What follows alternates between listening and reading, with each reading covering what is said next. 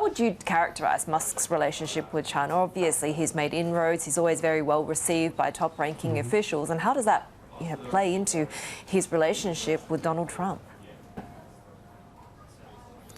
Right. So I think one sort of way to describe it is codependence.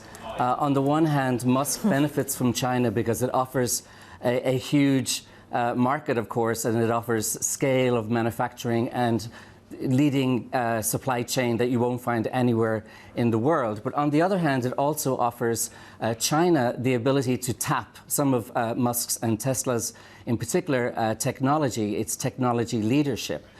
So these are basically the sort of the fundamental drivers of the relationship.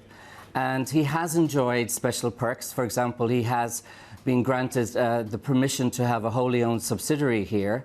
And the country has become, the Shanghai plant has become the source of about half of all Teslas made globally.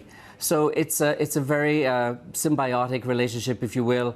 And in exchange, or in parallel, shall we say, Musk has come out many times in what can be seen as a sort of a very pro-China stances, whether it be on things like, for example, Taiwan, and how that should be ruled by Beijing, and so on and so forth. So in Musk, Xi Jinping has a good ally.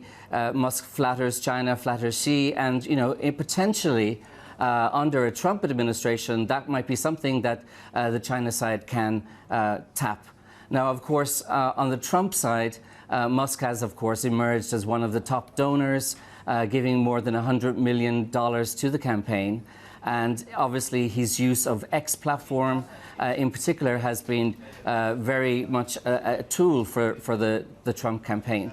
Now, there are areas where they do not see eye to eye. It's not that it's 100% aligned here, but for example, on the issue of tariffs on EVs, Musk obviously doesn't agree with the US policy to apply tariffs. So there's a close friendship, but they don't ally 100%. And how that will play out remains to be seen, of course. And the big question being whether, of course, the next president will be Trump or Harris. We don't know that yet, obviously. Do I detect a whiff of expediency here? What could this mean for Elon Musk and for US-China relations should we have a second Trump presidency? Well, I mean, there has been the talk about Musk getting a role or some kind of role in the Trump administration.